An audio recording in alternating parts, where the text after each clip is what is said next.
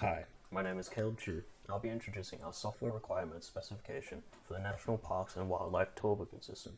I'll begin by presenting the vision for the system, followed by the scope, and finally the core features that define what the design team needs to deliver. Our vision is to provide national parks and wildlife with a comprehensive tour booking and management system that streamlines and reduces administrative manual workload and improves organizational efficiency. The system will enable enhanced tour management and controls, real-time tracking and coordination of tours with staff, with integrated privacy and security across the system. The scope of this project makes clear what is included and what is excluded.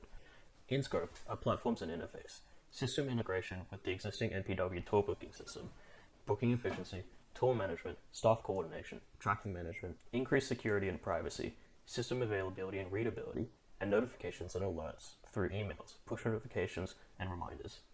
Out of scope are the tour booking system itself, except for integrations, payment processing, which remains with NPW's existing system, tracking software, emergency aid, which is only handled by emergency personnel, hardware provisions such as phones, tablets, and GPS devices, assumed to be supplied by NPW, and purchase deals, offers, and advertisements, which will continue to be handled by NPW.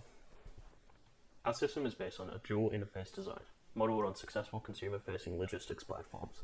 The customer side provides booking, entering details, and establishing meetup locations, with added features such as live tracking of the tour guide during a session.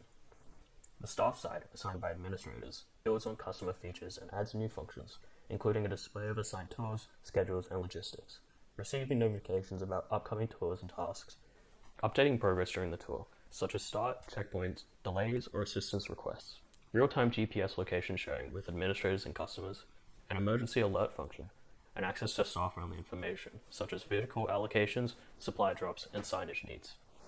Finally, administrators at the NPW Data Center gain an interface to manage tours, track active sessions in real time, and oversee staff assignments and logistics, while ensuring compliance with the Security of Critical Infrastructure Act and the Privacy Act of 1988.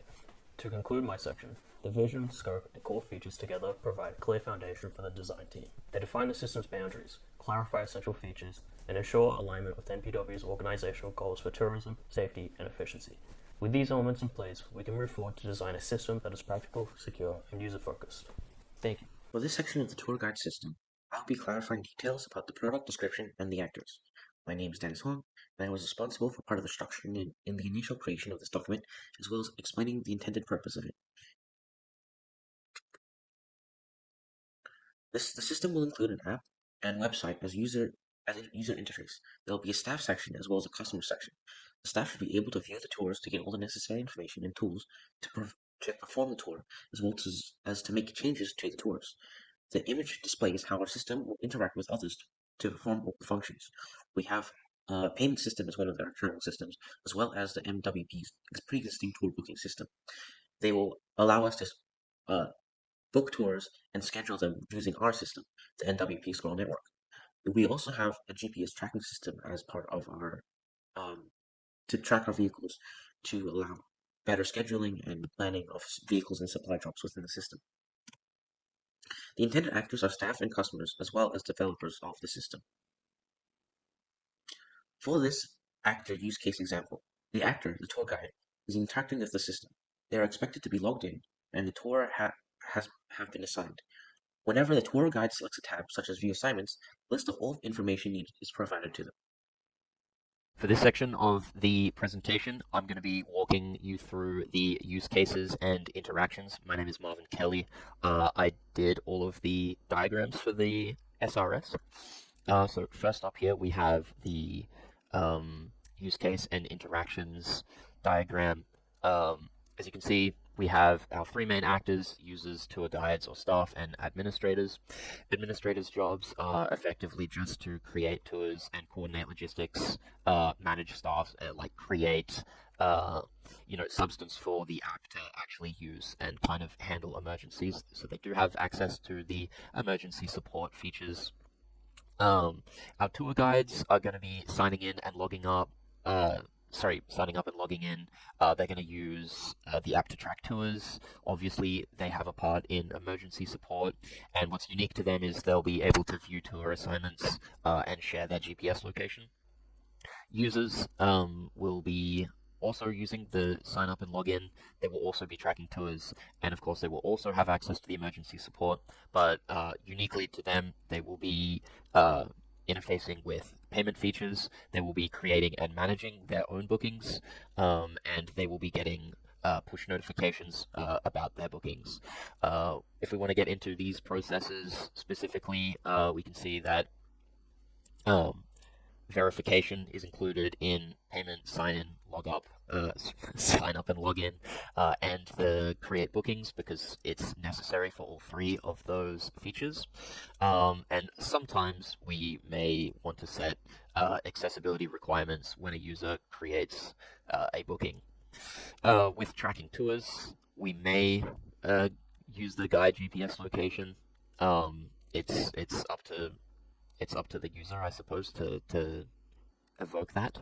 Um, and when the administrator creates a tour, they have to set tour info.